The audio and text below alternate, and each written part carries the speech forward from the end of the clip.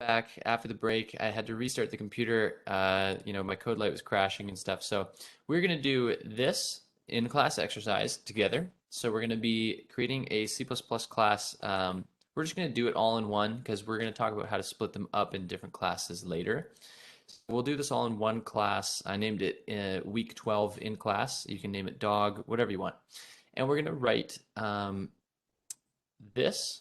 So you can take this code from the PowerPoint, or we can just write it together. And then we're going to access these class members, so name and age, through functions from our main. Okay, so let's try that. So all I've done so far, I've included my IO stream, I've included my namespace, so I can get rid of this std on the beginning and on my end line. All right, and actually, well, to be honest, we can get rid of that whole thing. Okay, now, the first thing we need to do is use the class keyword, right? So we're going to use class keyword, and we're going to create a class called dog. Okay, and then inside of there is where we're going to put our logic. Now, remember, you have to always put a semicolon at the end of a class declaration here, or else your compiler is not going to be happy. It's going to give you some errors. Okay, and then everything will happen inside of here. So, what do we call this? Attributes will go here, and then functions will go here.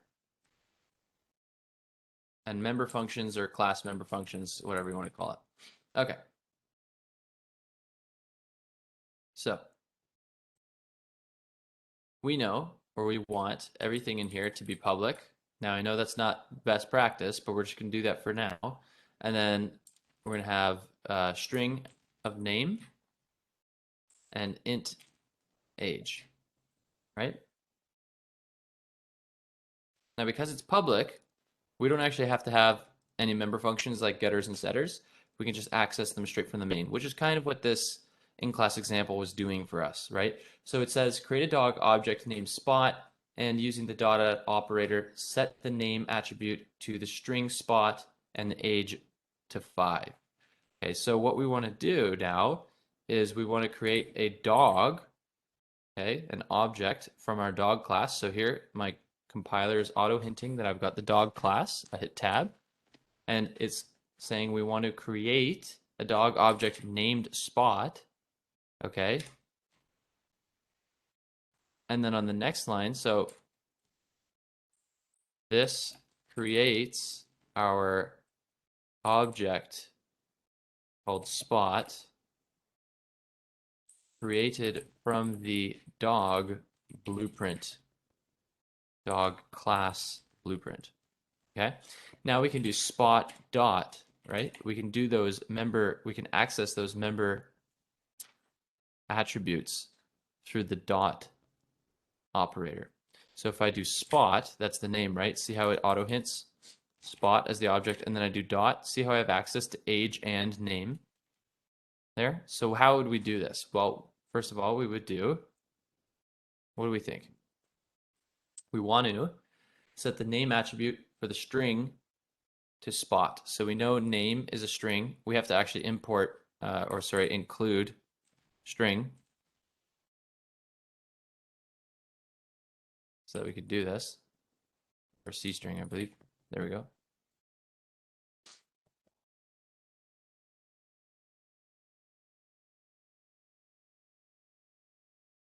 And then how would we do this? I believe it's C string. I'm gonna double check that, but how would we change the name?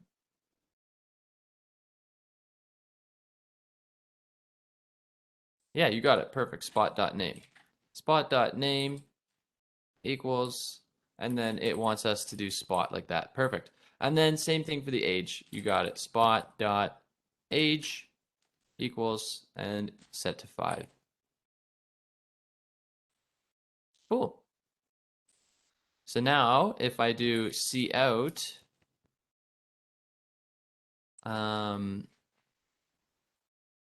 the dog's name is, and then I can do is spot.name, and it is spot.age years old.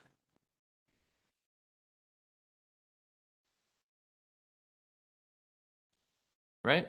So we can do something like that. And now we can print these out to the console, or we can just look at them in our watch in our debugger, right? So if I run this, check this out. The dog's name is Spot, and it is 5 years old. Perfect. So that's all that little exercise was. Okay, was just being able to access something from a class here in your main. Obviously, it's public, so we're gonna figure out how public versus private and protected work right now. Okay, so that was that in-class exercise. Now we are going to talk about modifiers. So a modifier is public, private, protected. Public means it's accessible everywhere. Everything can access it. Private means it's only accessible by the members or friends of that class. So we'll talk about friends next week. And then protected means it's used with inheritance. So we're going to also talk about inheritance next week. So public and private are going to be the two that we're talking about today. So public looks like this. We just did that in our code light. Using the class member access modifier is super simple. You just put it in the body of the class and then follow it by a colon. And everything you declare from that point forward will have that access modifier applied to it. So here we have public, then colon. Everything after that will be public. Okay. Private is the exact same. You just use the keyword private with a colon. And protected is the same. Okay. For now, you can think of protected and private as being pretty much the same thing. The difference will come in when we use inheritance later. Okay, of course, we can also use them at the same time. So we can tell the compiler, certain class members should be private and certain should be public. So in this example, this is how C++ implements information hiding. So here we have a player name and health and XP, and they're all private because they're under the private access modifier. But then after that, we have two public members, which is, those functions talk and is dead. And this means that they're actually accessible from outside of the class, whereas the private ones are only accessible from other members within the player class. So in between this curly brace and this curly brace is where these are accessible. The talk and is dead methods are publicly accessible, so we just use that, so we know that example. Okay, so what does that mean? Well, it means if you try to access something that's private, you'll get a compiler error because it doesn't know it exists outside of that function. It'll say, I have no idea what you're talking about or what the modifier name is. So here I made a player called Frank, and I'm trying to access frank.name, right? So here we can see that name is actually private. So if I try to do .name, I'm going to get a compiler error. If I try to do health, well, health is also private. I'm going to get a compiler error. If I call frank.talk, well, that's a public one. So here, this is okay. This will work. Here I've created a pointer object, same thing, trying to use that pointer arrow function to set the XP to 100. Well, XP is also a private member, so we can't do that. That's going to give us a compiler error. But if we call the talk function, well, same thing as up here. It's public. We can do that. And then remember to delete the enemy. Okay, so how do we declare a class with private and public inside of it? Here's another example. We have the account class. We have a name and a balance for the account, and these are private, so no one can see these except for anybody who's inside of the class. So we also have two methods, withdraw and deposit, and those are public. So we can access these outside of account. All right, so let's take another look at this example with account. Well, I've created an account called Frank account, and I'm going to set the balance to $1 million. Well, that's going to give us an error because we're not allowed to use balance because it's private, right? Same thing with name. We can't set the name. We can't change it. It's private. Whereas deposit, we can deposit stuff. Deposit is under the public modifier. Okay, cool. And then here's another example with a pointer. Well, you might ask, why would we do this? Why are we hiding or setting stuff to private and public? Well, It's actually really good programming practice to hide certain parts of your class declarations.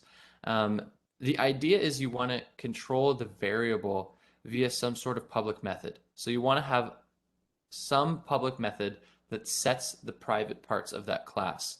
That way, then we know, so here, for example, health is private, okay? And if we updated health through a public method, if we know that health somehow gets set to 20,000 and our program errors out or something like that and it's really out of whack, well, if health was public, right? It was under the public modifier, it could have been changed anywhere. It could have been changed in the main, it could have been changed in another class, it could have been updated by the user by typing something in. So we'd have no idea where our program went wrong. Whereas if it's private and the only way to access it is through a public getter or setter method, then I know exactly where my mistake happened and I know where I can fix it and find the error, and it's way easier. So that's why we want to do these access modifiers. Let's go to Code Light. I have another example under the access modifiers main.cpp here. And we're going to take a look at this example. So here I've got a class called player, and it has some private attributes, name, health, and XP. Okay. And I've also got a public modifier, and I've got two functions. The first one's called talk. It expects a string, and it will see out whatever that string is as well as the name. So it's the same as before. And then the bool, which is dead. It returns a boolean. Okay, and then in my main function, I create a player named Ben. And if I tried to do ben.name equals Ben, well, because name is private, that won't work. And if I try to do cout ben.health, well, I can't access this health variable anymore because it's private. This is outside of this scope. It can't see it. Whereas if I try to access the talk method, well, because it's under the public modifier, I can, right? So let's take a look at this.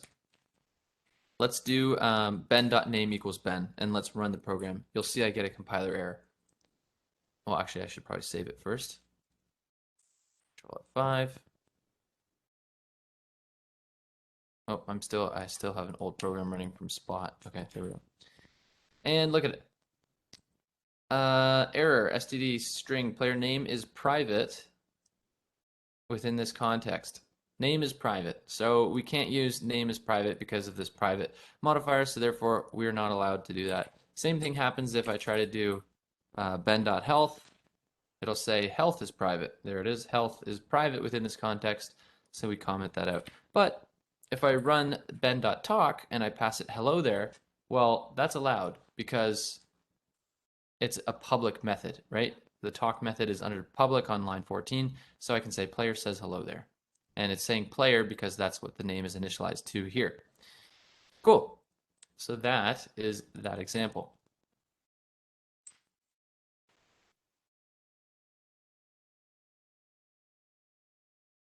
Now at this point, you may be wondering about methods. So here, this method was, talk was defined in line in the class player. Well, that's not actually the right convention most of the time. You can define the member methods right inside the class like that example if it's really small. These methods can become what's called implicitly in line. Okay, it is okay for small and relatively simple methods like the last example, but if they get longer and larger and more complex, then we want to move them outside of the class declaration. Okay, so in order to do that, we need to tell the compiler that we're implementing a method that belongs to that class. So we have to use the class name followed by the scope resolution operator and then the method name. This unambiguously tells the compiler that we're implementing a method for a specific class. So that's why this section is called implementing member methods. So you're moving the method outside of the class, but you want to tell the compiler that that method that you moved outside still belongs to the class. So very similar to how we implement functions, and they need to be able to have access to the member attributes, so we don't need to pass them as arguments. Okay, you can make them inline, and basically how you write it is you have the class name, so if it's player, you'd have player colon, right? That's our scope resolution operator, and then whatever your method name is. Okay, and you can put them in .h files or .cpp files, either or. So let's take a look at how this would work. So these methods are inside of our class declaration. So I have a class called account. I have a private double, which is my balance, and then I have a public method. I have two public methods actually, set balance and get balance. Now, what these methods do is they are public, but because they're in the same class, they can see a private variable, so they can return a private variable. So they're my getters and setters. Well, I want to define these outside of the class declaration, right? They're getting a little big. I've got multiple lines. They're not inline anymore. So let's move these outside of the class declaration. Well, how do we do that? Well, here's my class account now. I've got my private double balance. So that's still the same. And then here I'm just doing the function prototypes. So remember we learned about prototypes and how you want to be able to tell the compiler what the method is going to look like. Well, you still do the prototype here. But then down here is where we actually implement the member method, okay? So here we're defining the set balance and get balance methods outside of the class declaration, and inside we're just doing the prototype. So this tells the compiler the name of the method, the parameter it expects, and then the return type as well. So this is a void count, so it belongs to the account class there with the scope resolution operator. So here's the account class. It's called set balance, that's the name of it, and it expects a double as an argument, okay? Then the compiler can type check the method implementation when it sees it, and in order for it to know it belongs to the account class, we have to have this prefix. If you don't have this prefix, it won't work, okay? Okay. Separating specification from implementation, okay. So as our programs get larger, we really want to separate, yes, like getters and setters in Java. Is there a method to reach private properties? Oh yeah, sorry, you got it. You basically answered your own question, yes. So it's like a getter and a setter, but we create our own. And in Java, it's technically your own, but they just have an the compiler will auto-generate it, but you can still change them to return anything you want, right? So yes, that is how we reach our private properties. You got it. As our programs get larger, we want to separate class specification and class implementation into different files. So this is the class specification, and this is the implementation. So you'd actually want to move all of these methods into another file. So you'd have all your methods in one file, you'd have your class specification, so what the template looks like, and then you'd have, obviously your main that calls them all.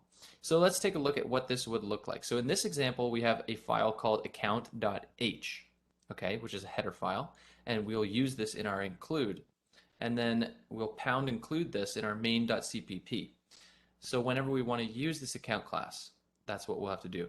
Note, in this file, we provide the specification for the account class, and down here, here's our private double balance, and down here, here's our public methods, but they're just prototype functions, okay? Before we can use the pound include on this account.h header file, we need to take care of a potential problem, okay? So this is fine. This is our class account. We've specified it. It's the same as before. The potential problem that we need to take care of here is what if this file is included more than once in more than one CPP. So say we have our main.cpp, but also account.cpp. Well, we have to include account.h in both. Well, if it's included more than once, then the compiler will give us an error about duplicate declarations. So in order to solve this, we have to use what's called an include guard. And that ensures that the compiler will process the file only once, and if it already exists, it won't process it. So how we do that, this is an include guard. This is how we solve that problem. It ensures that the compiler processes the file once, no matter how many times it's included. So here you can see if not defined, include account H, and then define account H. There's the declaration. But if it is defined, then we'll just skip it and end the if. So it's a series of preprocessor directives that guarantees the file's only going to be included once. This way, this works is we wrap our entire class declaration. So everything you see here on this last page, this declaration for the class account, we would wrap inside of these guards. The first line is a pound if not defined. underscore H underscore account underscore H underscore in all uppercases. Okay, so that's just conventional naming. And then this basically checks to see if it has a symbol named underscore account underscore H underscore. This name can be anything you want, but best practice is to use some sort of combination of the file name as well as underscores and all in uppercase, okay? Preceding and ending in underscores. Any name's fine as long as it's unique, okay? If the preprocessor has that name already, then it'll skip this file, right, this declaration, and then just go to the pound and if at the end. So how does this look? Well, here's what the final file account.h would look like. Here's our include guards. So it'll check to see if account.h exists. If it doesn't, then we're defining it here. And here's the declaration of the class with our private and public class members. And then we end the if statement, okay? That's all it is. So you're just adding a couple extra ifs, and it actually does it automatically for you when you create a new class. So I'm just saying this so that you know what's happening and you don't delete it, okay? Now another option is to use hashtag pragma once, and it does the same result as our include guards. The only catch with this is that some compilers support this and others don't. So you have to double check. I believe CodeLight does, I believe Visual Studio does, but you just have to be careful. So for now, we'll just use the surefire bulletproof way with the include guards, okay? So pragma once does the same thing as this with the if not defined. Okay, so we have our account.h, which has the declaration, but now we need the implementation. So what's the actual logic of the methods in that public access modifier section? Well, we're going to put that in account.cpp. So here we include our header file, the account.h. Notice that it's in double quotes and not in angle brackets like this, like how we normally include like our C string, etc., or our IO stream. It's in double quotes, and this tells the compiler it's a header file, so it's a local file it needs to find on our machine and include it because it's custom made.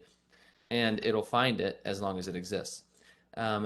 This file implements the two methods that are declared in the account H file. So here's our account H file. We have function prototypes, but there's no logic. So here's where we're actually implementing the logic. So we say it belongs to the account class, set balance, and then we do our logic in our braces, okay? So that's all it is. We're just splitting it into two files, account.h and account.cpp. Now, how do we use this in main.cpp? Well, in main.cpp, under our include IO stream, we also have to include account.h, okay? Now, you do not have to include, and never, please, never include .cpp files, because it already compiles every .cpp file, and it uses the linker to produce the .exe, so you don't need to include account.cpp. You just need the header file, okay? So we just include, we write out our code like we normally would, so we create an account here of Frank account, and then we can call that set balance method because it's public, and then we can return the get balance, which returns a double, and see out it onto our console. And the compiler will build all the CPP files together, okay? So let's try this. Let's go to CodeLight, and let's take a look at what this actually looks like. So implementing methods number 1, go here, and I'll show you guys what this looks like in CodeLight. So here we've got a class account with our attributes, string name, and double balance.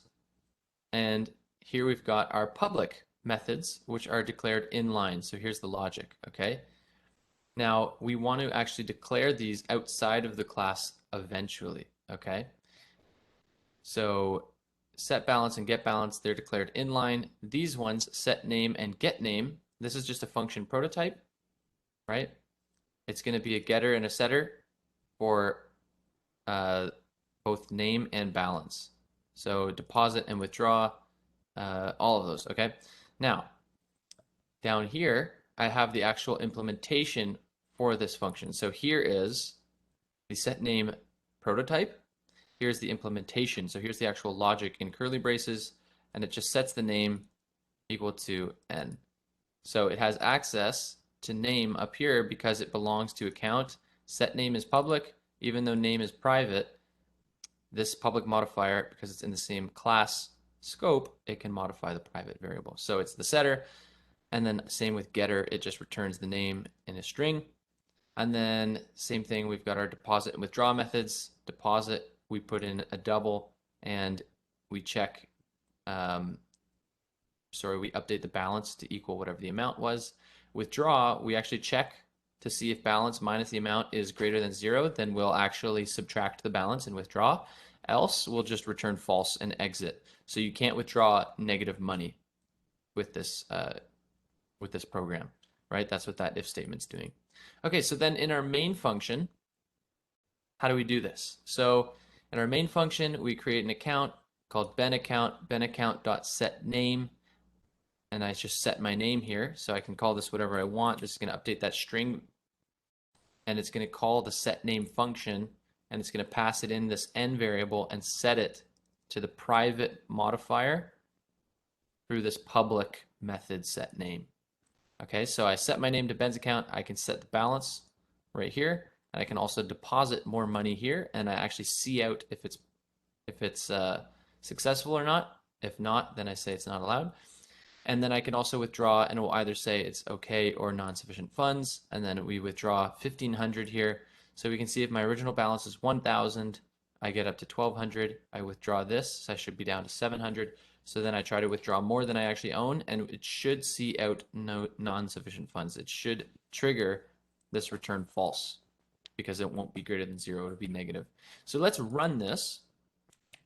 Let's take a look at how the program actually sort of turns out when we run it in our console. 5.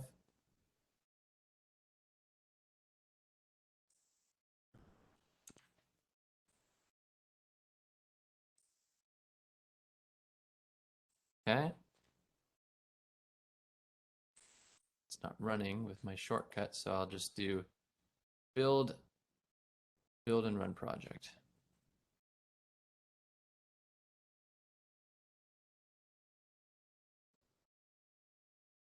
I don't know why that's not up. Let's try this project.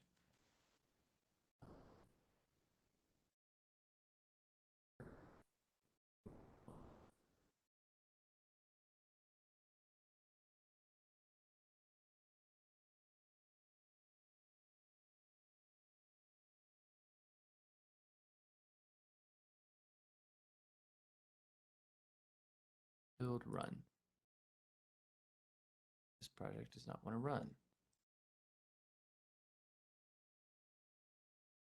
Okay.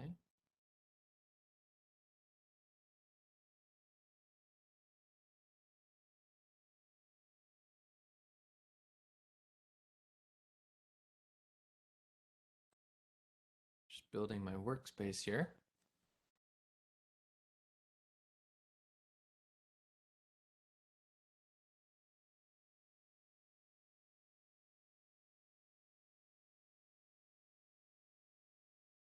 Hmm.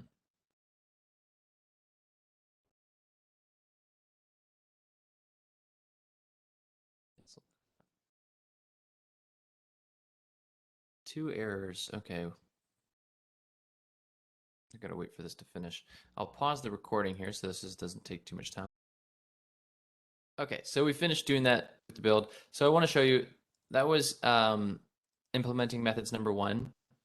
I was trying to run it, but it wouldn't work. So the reason it wouldn't work is because we want to split these up, right? So here I have my class declaration, okay, with my private and my public functions. And I basically want to take this and I want to put it into a new class. And I want to put this in a new class called account.h. And I've already done that down here in implementing methods 2.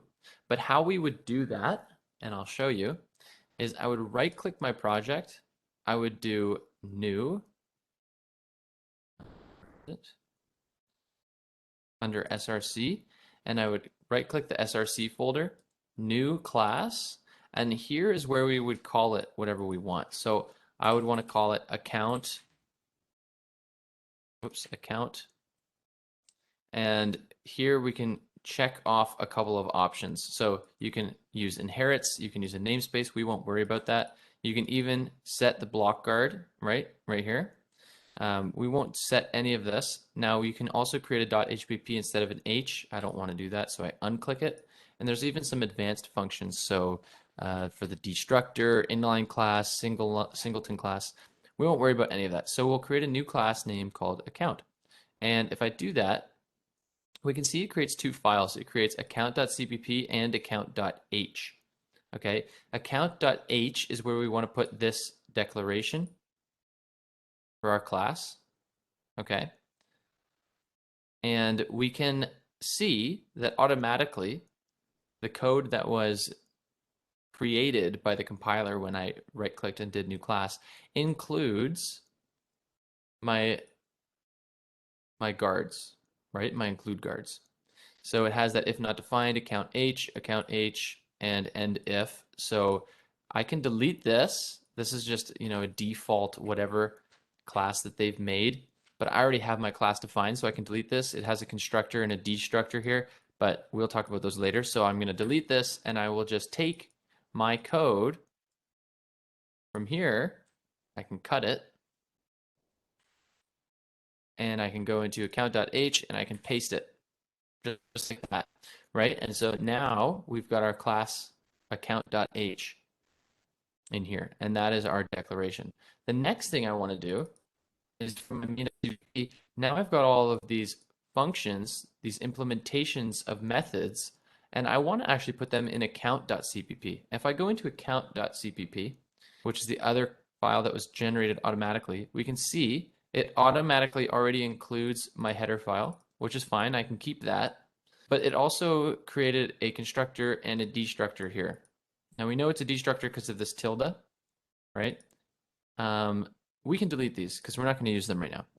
So we can actually just erase that. And then what we can do is we can take the method implementations, everything up until the point main, Control X, cut it, and then go up to my CPP class and paste. And these methods, because they're including account.h, they can reference that account class declaration. Okay, so I'm going to save all of these. I'm going to save this. I'm going to save this. And now if I run my main, well, my main has to include the account class. So I have to do pound include, pound include. I think it gave me a little bit of a pound include header. Oh, it doesn't actually give it to me. Account.h. Oh, there it is. Sweet. So now it has access to the account class. I create an object of the account blueprint template, and then I'm going to set the name, set the balance, and do some function calling. So let's run it now in my methods 2, which is where I actually have it done. So we can see my main is my main, my account.h, it includes string, and then the class declaration, and then the account.cpp has just the method implementations. So if I run this, actually I don't want to run it like that. Let me go set a breakpoint right here, and I'm going to do debugger, start debugger, build and debug. Okay.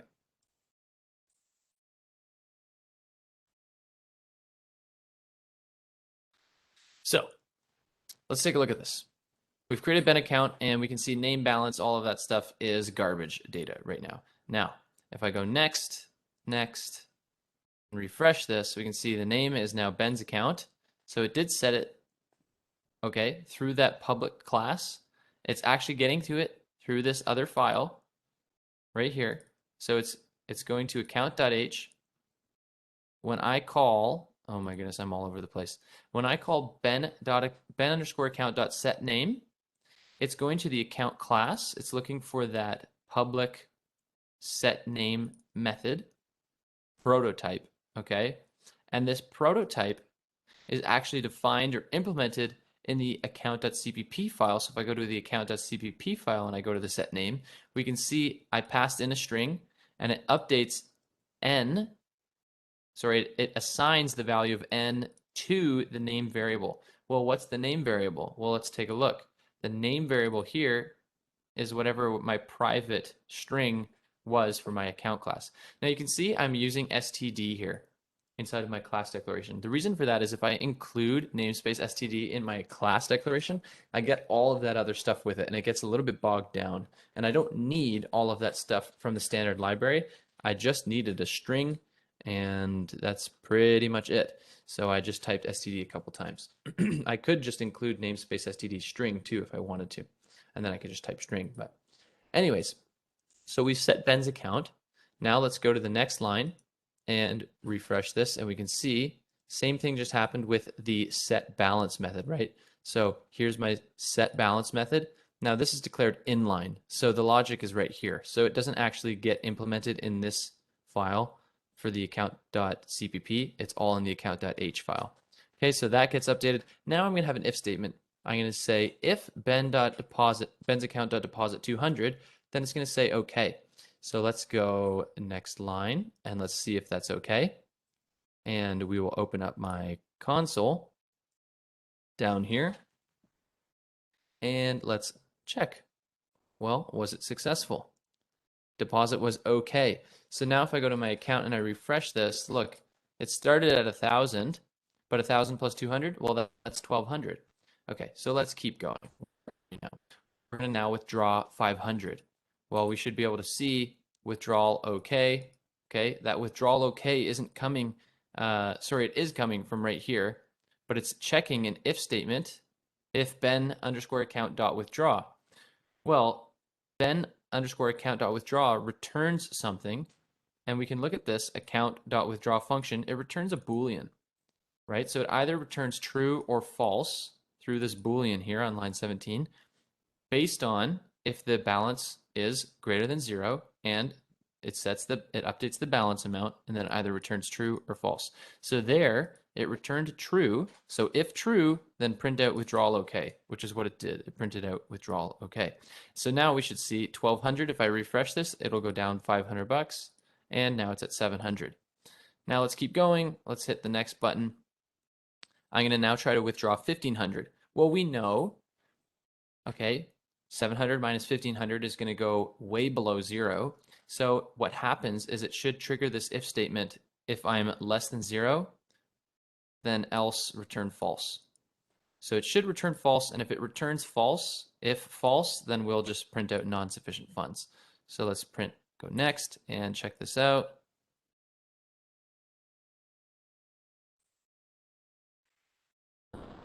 To go next a couple times.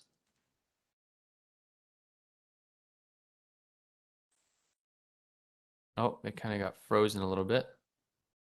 Step out.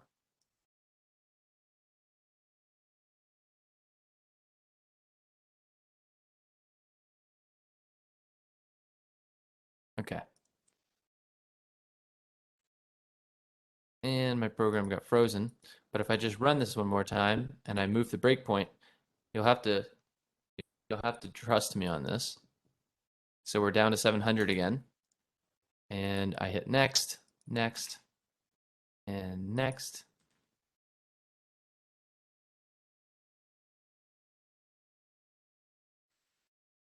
It should print it out.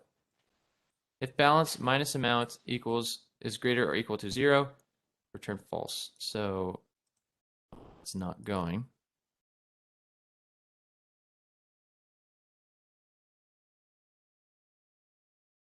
There we go. Non-sufficient funds. You can see here in the debugger, it's at 700 still. It didn't actually subtract it because there's non-sufficient funds. And that's because you can't take out 1,500 if you only have $700, right? So then we can stop our program. Very cool. So that is how we implement methods in separate files. So now I want you guys to try it in class exercise, okay? We can do this together. we can do it. I can give you guys, I want to give you guys a little bit of time here. So following that example with the dog class, I want you guys to separate it into dog.h and add the following public getter and setter methods, okay? So please try this on your own, and then we'll do it together.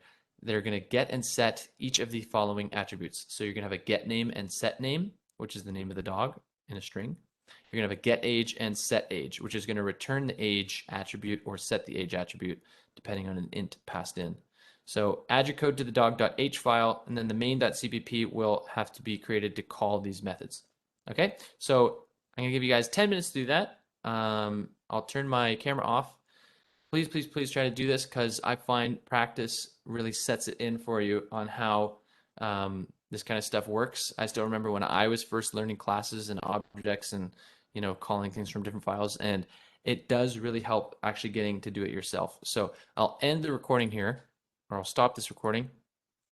Maybe I'll just pause it so that when we come back and do it together, I'll just pause it. Awesome. Okay, so this is going to be the last little section. We just got back from our break, and we had a lovely demonstration of some of the implementations of this in-class exercise. So please, I do encourage you guys to try this on your own and see if you can get it working. Remember to split up all of your code into the 3 separate files. So in dog.h, you're going to put your class declaration, and you're only going to put function prototypes in there. And then in dog.cpp, you actually take the logic from those methods or functions and put them into dog.cpp. And then in main.cpp is where we can actually call those methods, right? So I know it's kind of confusing. There's 3 separate areas and we're splitting them all up, but in larger programs and more complex programs, it actually helps with the organization once you get used to that structure. Cool. So let's talk about, really quick, constructors and destructors. We've got about 5 slides left, and then you guys will be good to go for the day. So a constructor, I think you guys have used them before. Basically, it's a special member method that's invoked during object creation. So it's commonly used for initializing our objects, and they're easy to recognize because they have the same name as the class. And they don't typically specify a return type like other methods, and they can be overloaded. So I know that some of you were asking about that earlier in class. And let's see how we can declare a constructor for our player class that we've been kind of using as an example today. So here we've got our player class defined as we have this whole time with the name, health, and XP as private members of this class. And then down here, notice we have our constructor, okay? And notice it has the same name as the class. So player and an empty brackets with a semicolon, okay? So this first constructor is a no args or no arguments constructor and expects no arguments, right? So we can create a constructor, or so we can create an object of this class blueprint with this constructor, which expects nothing, okay? So empty. So these don't have to be initialized to any values. The second constructor expects a name of string, right? So just one single standard string object as an argument. And then the third constructor expects a name, a health, and an XP value. So we have 3 different constructors here, and they're all expecting different things. The term for this is called overloading. It's very common in C++ classes, and it gives you a lot of flexibility when you're initializing your object. So let's look in a little bit, we'll look at what initializing an object with different constructors looks like. Before we take a look at that, we're going to talk about destructors. Simple concept. I know some of you guys haven't used them before, so I'll try to explain it eloquently here. It's also a special member method, just like a constructor, and it has the same name as the class as well, except it's preceded with a tilde. So that little symbol right there, the squiggly, it's a tilde, okay? And they're automatically invoked by C++ when an object is destroyed. So in Swift, there's d'init or deinitialize, as someone said earlier, and I'm assuming, I don't know Swift that well, but I'm assuming it's the same idea, where it kind of garbage bins or destroys whatever objects were created, and so it's not holding that object in your stack memory, right? It makes no sense to allow overloaded destructors, so you're not going to ever have more than one destructor. And since it's called automatically, If there was multiple, then C++ wouldn't be able to determine which one to call. So you're only allowed one per class, and it can't be overloaded. Um, so you specify one per class. There's no return type, no parameters, so it's not expecting anything like that. And it's useful to release memory, right? So it frees up the memory of objects that you create. So let's take a look at how we would call a destructor. Well, or declare a destructor, sorry. So here's our player class. We have our private members again, and our public constructor with an empty args player. And then we have our string constructor and our string name, health, and XP constructor, which is expecting 3 arguments. And then down here's our destructor, right? So there's the prefix, the tilde, and it has the same name as the class. That's the key right there. Okay, so as we've seen before, the last declaration is the class destructor here. It's the same name as the class, proceeded with a tilde, no return type, no parameters, and it's called automatically. Okay, so you just have to make sure you have this so you can actually free your memory from any objects that you create out of the blueprint from your class. Same thing with if there's a pointer, it'll call that automatically. Okay, so if you create a pointer of an object, then when you call that delete keyword for the pointer, it will also call the destructor. Okay, so how do we create objects with constructors? If you have more than one constructor, like on the last slide, well, let's take a look. So here in this block, I've got a bunch of different objects of type player. So this is my blueprint that I'm creating the objects out of. So I'm creating Slayer as an instance of the player class, and it's an object, and I didn't pass it anything. Okay, so I'm passing it different values, and depending on the values that I pass, each constructor that goes with that number of arguments will be called. So I have one that's no arguments. So here Slayer will call the no args constructor, whereas here Frank will be passing 1, 2, and 3 values, which we'll call this constructor, name, health, and XP. All right, and we can perform different logic in the constructors depending on what we receive, and we'll talk about that another time, but this is just how you create objects with constructors.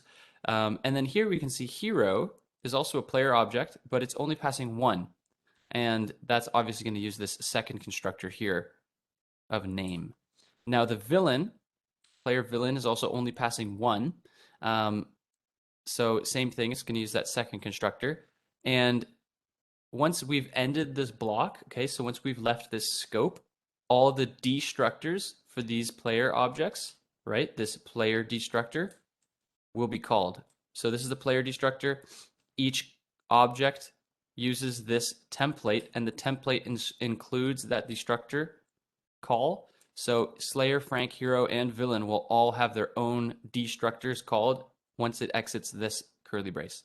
Now here we create a pointer to an object on the heap using the new keyword and the pointer key character, the asterisk, and we pass it 1, 2, and 3. So obviously it's going to use this constructor here at the bottom, the third one. And then when we call the delete keyword, it's going to call the destructor from there as well. Okay, so that's how that works with destructors. Pretty simple concept. I know it's new. Just make sure you just have that at the end in your public method class members. Cool.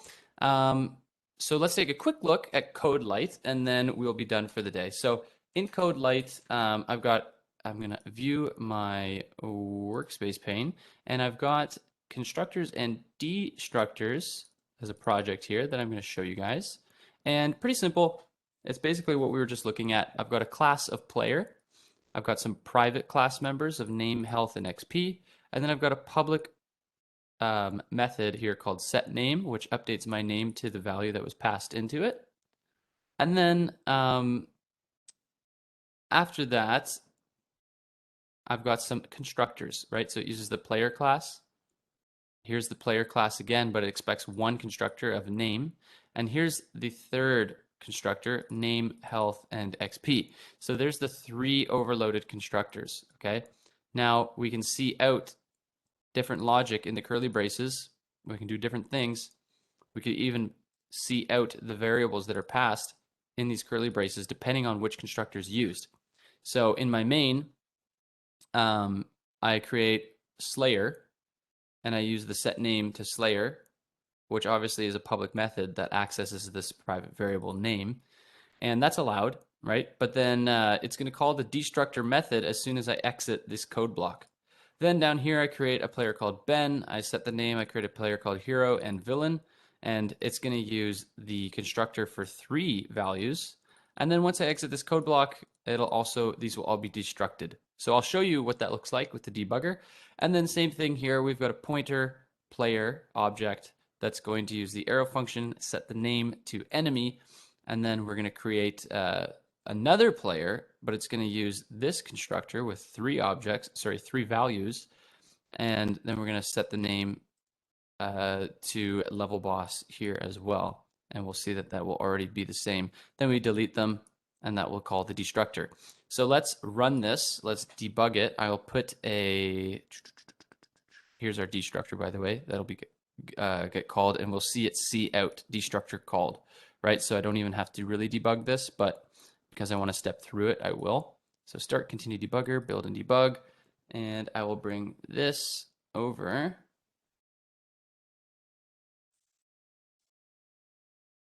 Oh, I had it. Start, continue debugger. There we go. Nope.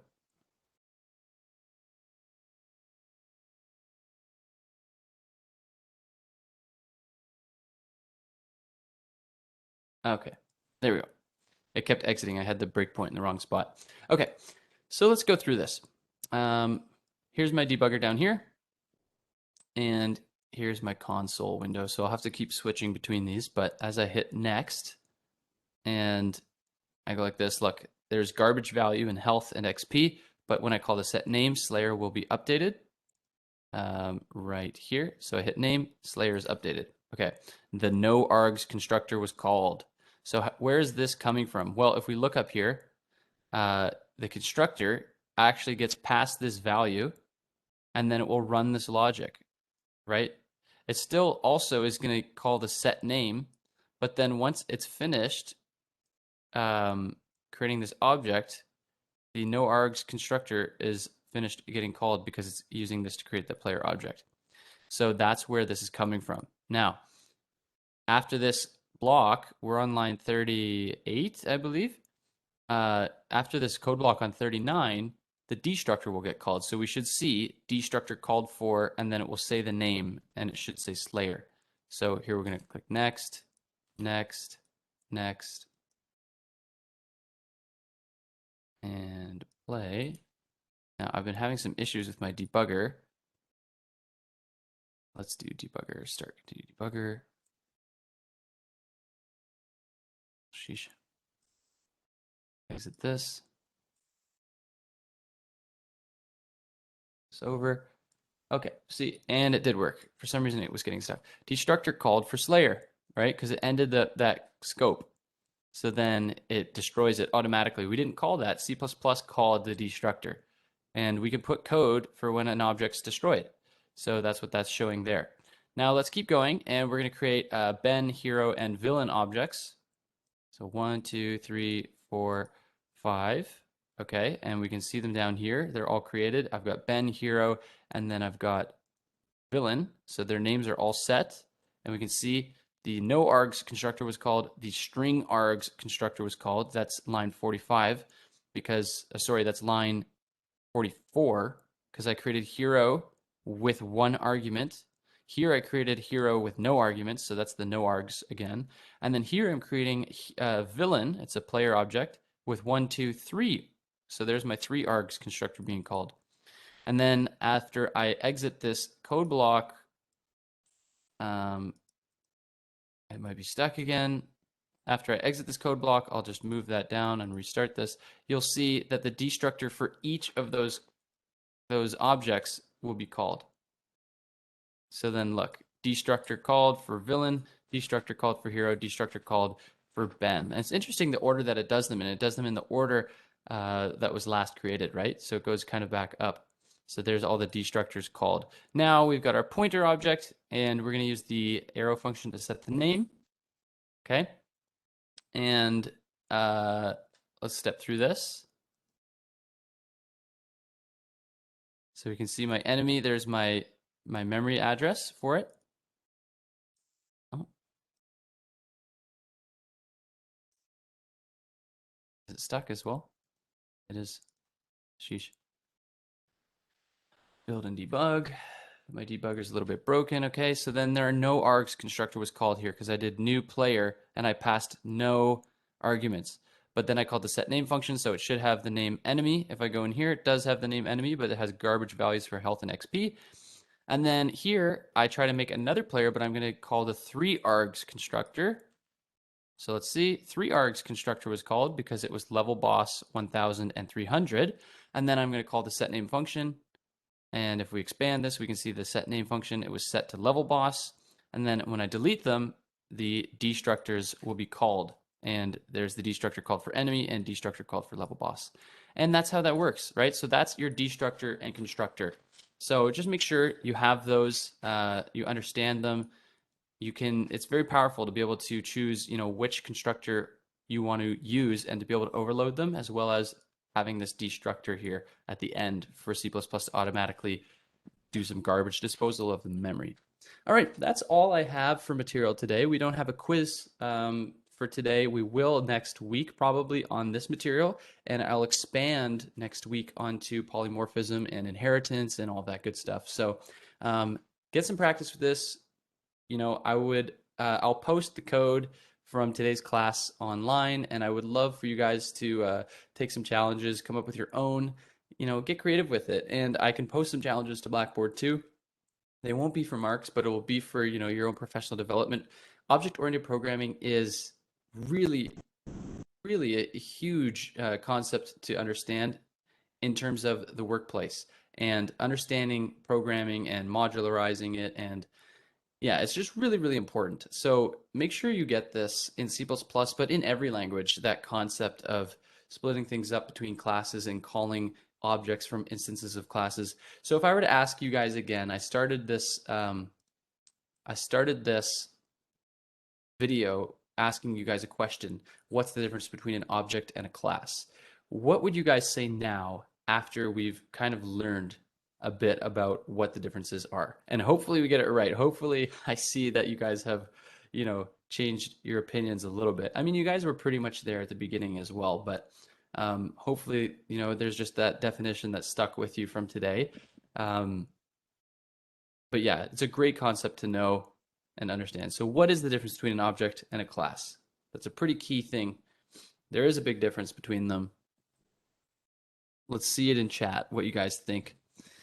But yeah, just keep working on other assignments you have for other classes. There will probably be one more assignment next week, and then there will be the final exam the week after that. A class is a blueprint, and an object takes from the class and builds from it. You got it, Raymond. That makes me happy. It's stuck with you.